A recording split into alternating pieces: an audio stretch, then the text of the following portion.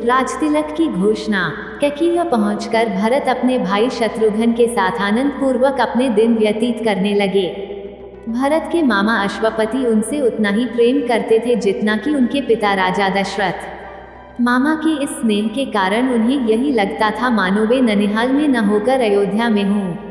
इतने पर भी उन्हें समय समय पर अपने पिता का स्मरण हो आता था और वे उनके दर्शनों के लिए आतुर हो उठते थे। राजा दशरथ की भी यही दशा थी।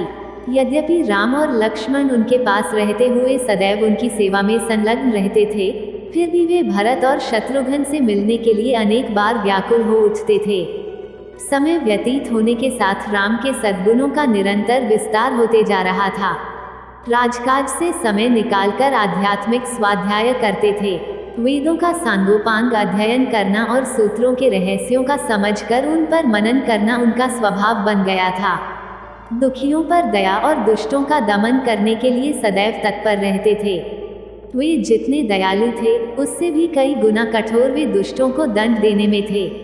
वे न केवल मंत्रियों की नीतियुक्त बातें ही सुनते थे, बल्कि अपनी ओर से भी उन्हें तर्क सम्मत अकाट्य युक्तियां प्रस्तुत करके परामर्श भी दिया करते थे।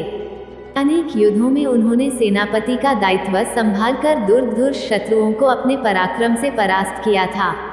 जिस स्थान में भी वे भ्रमण और देशाटन के लिए गए, वहां के प्रचलित रीति रिवाजों, सांस्कृतिक धारणाओं का अध्ययन किया, उन्हें समझा और उनको यथोचित सम्मान दिया। उनके क्रियाकलापों ऐसे थे कि लोगों को विश्वास हो गया कि रामचंद्र क्षमा में पृथ्वी के समान, बुद्धि विवेक में बृहस्पति के समान और शक्ति में साक्षात देवताओं के अधिपति इंद्र के समान हैं।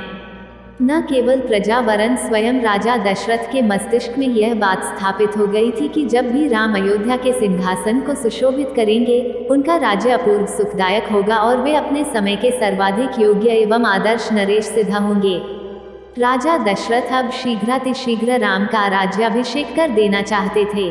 उन्होंने मंत्रियों को बुलाकर कहा, हे मंत्रीगण, अब मैं वृद्धा हो चला हूँ और रामचंद्र राजसिंहासन पर बैठने के योग्य हो गए हैं। मेरी प्रबल इच्छा है कि शीघ्रातिशीघ्र राम का अभिषेक कर दूं। अपने इस विचार पर आप लोगों की सम्मति लेने के लिए ही मैंने आप लोगों को यहाँ पर बुलाया है। कृपया आप सभी अपनी सम्मति दीजिए। राजा दशरथ के इस प्रस्ताव को सभी मंत्रियों ने प्रसन्नतापूर्वक स्वीकार किया। शीघ्र ही राज्य भर में राजतिलक की तिथि की घोषणा कर दी गई और देश देशांतर के राजाओं को इस शुभ उत्सव में सम्मिलित होने के लिए निमंत्रण पत्र भिजवा दिए गए।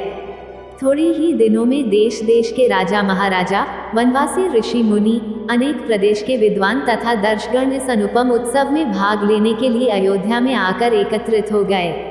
आए हुए सभी अतिथियों का यथोचित स्वागत सत्कार हुआ तथा समस्त सुविधाओं के साथ उनके ठहरने की व्यवस्था कर दी गई। निमंत्रण भेजने का कार्य की उतावली में मंत्रीगण मिथिलापुरी और महाराज कैकेयी के पास निमंत्रण भेजना ही भूल गए। राजतिलक के केवल 2 दिवस पूर्व ही मंत्रियों को इसका ध्यान आया। वे अत्यंत चिंतित हो गए और डरते डरते अपनी भूल के विषय में महाराज दशरथ को बताया।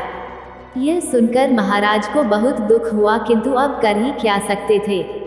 सभी अतिथि आ चुके थे, इसलिए राजतिलक की तिथि को टाला भी नहीं जा सकता था। अतएव वे बोले, अब जो हुआ सो हुआ, परंतु बात बड़ी अनुचित हुई है। अस्तु वे लोग घर के ही आदमी हैं, उन्हें बाद में सारी स्थिति समझाकर मना लिया जाएगा। इसके आगे की कहानी आपको आने वाली अगली वीडियो में देखने को मिलेगी। यह वीडियो देखने के लिए धन्यवाद दोस्तों।